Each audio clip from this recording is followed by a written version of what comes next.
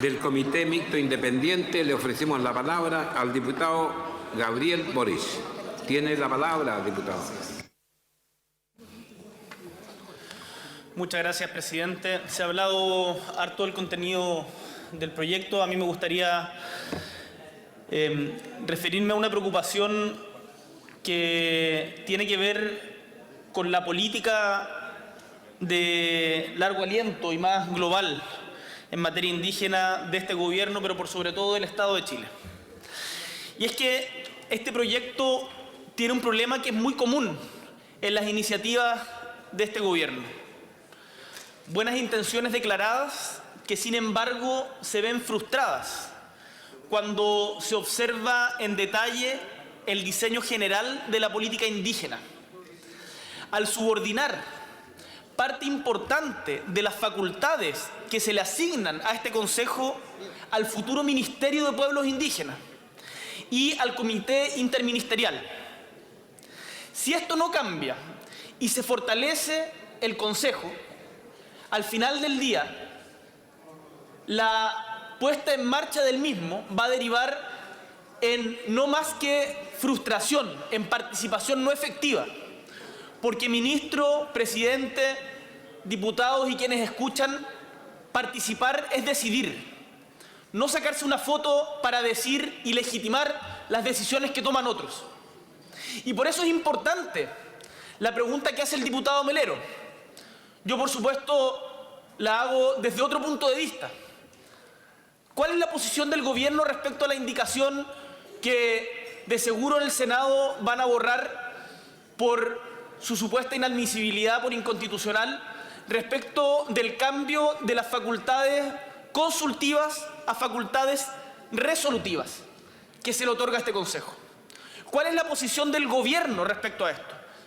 ¿Va a patrocinar este cambio que hizo el diputado Mirosevic, Porque si no es así, finalmente este Consejo va a terminar siendo letra muerta. Y si es letra muerta, va a ser un galón de benzina más para contribuir a la frustración que hoy día existe en los pueblos indígenas, no solamente en la Araucanía, sino en todo el territorio nacional o en parte importante del mismo. Es importante, y algo que no se ha dicho acá, que este proyecto reconozca además la vigencia de pueblos indígenas que están vivos. Porque mucho se habla desde la cultura del turismo y el paternalismo de que pueblos indígenas como el Yagán o el Cahuéscar estarían extintos, porque ya no habrían descendientes de raza pura. Los pueblos indígenas viven en la cultura de sus miembros, en sus formas de vida, en sus tradiciones, en la cosmovisión que tienen del mundo. Y sin embargo, el proceso de asimilación que permanentemente ha realizado el Estado chileno hacia los pueblos, y lo digo con conocimiento, por ejemplo, en el caso Cahuéscar y Yagán, es tremendamente violento, sistemático, de largo aliento, una violencia que muchas veces no se ve, pero que los pueblos originarios le sienten.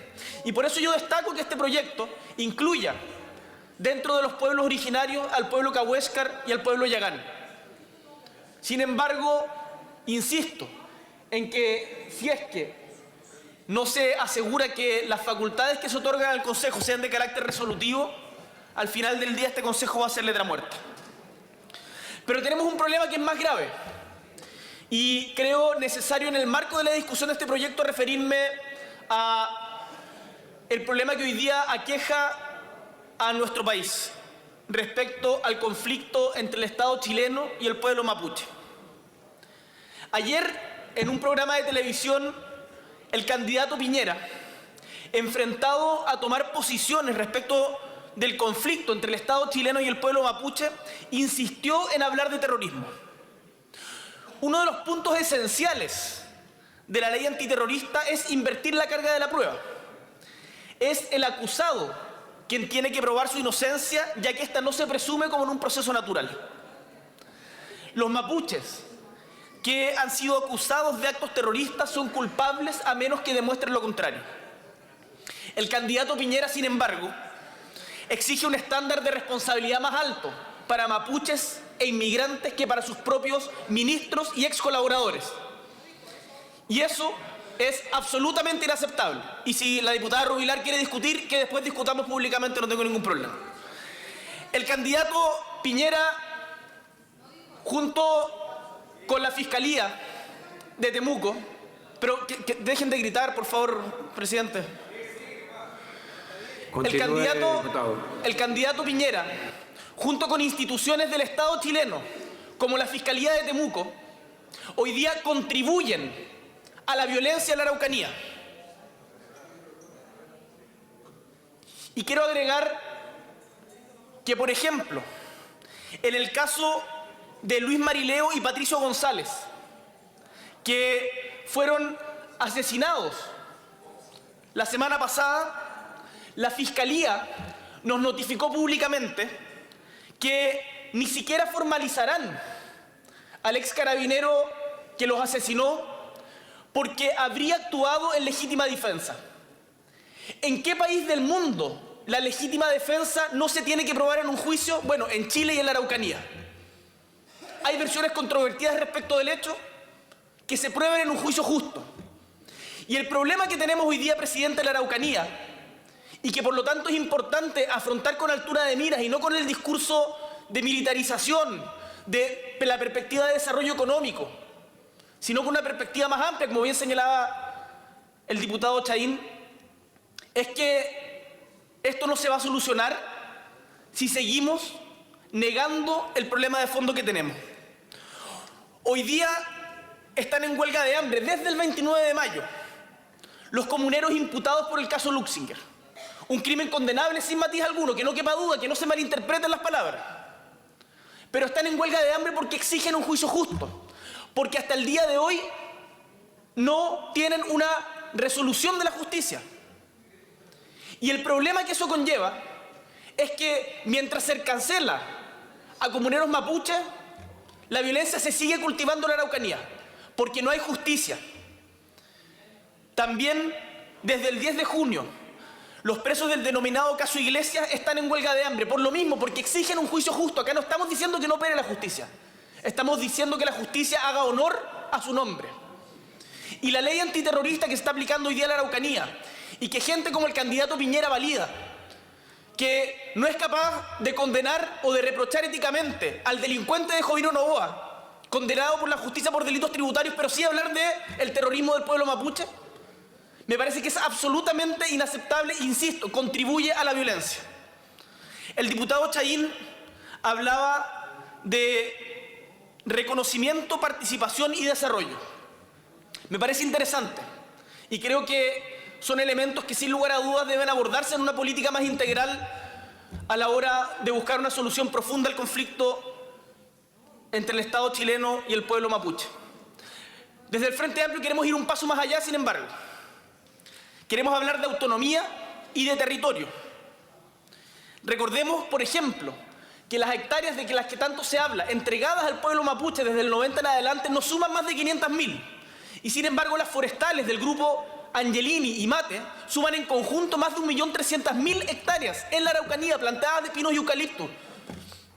A 10 minutos de Temuco, presidente, hay una comunidad que se llama Rucamanque, a 10 minutos de Temuco, en donde viven más de 12.000 personas y que sin embargo se tienen que lavar por presa porque no tienen agua. Para solucionar el problema de la Araucanía tenemos que hablar de territorio, tenemos que hablar de correr los cercos de las forestales, porque si no vamos a seguir divagando en buenas intenciones, pero el problema de fondo no se soluciona.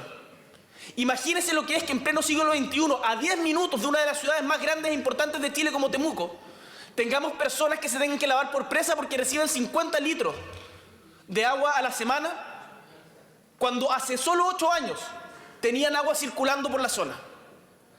Eso no se soluciona con un consejo de pueblos indígenas de carácter consultivo para la foto. Y por eso es importante que el ministro Barraza sea claro respecto a cuál es la intención del gobierno. ¿Este Consejo de Pueblos Indígenas va a tener carácter resolutivo, sí o no? Además es importante que cuando hablamos de autonomía y por lo tanto de autogobierno de sus territorios para los pueblos indígenas, estamos hablando también de descentralización. Descentralización que ayer sufrió un traspié porque la derecha votó en contra de que este año tengamos elección de autoridades regionales. Y eso es importante que la gente lo sepa. Autonomía, descentralización y territorio para poder solucionar este conflicto. Gracias, diputado Gabriel Boric.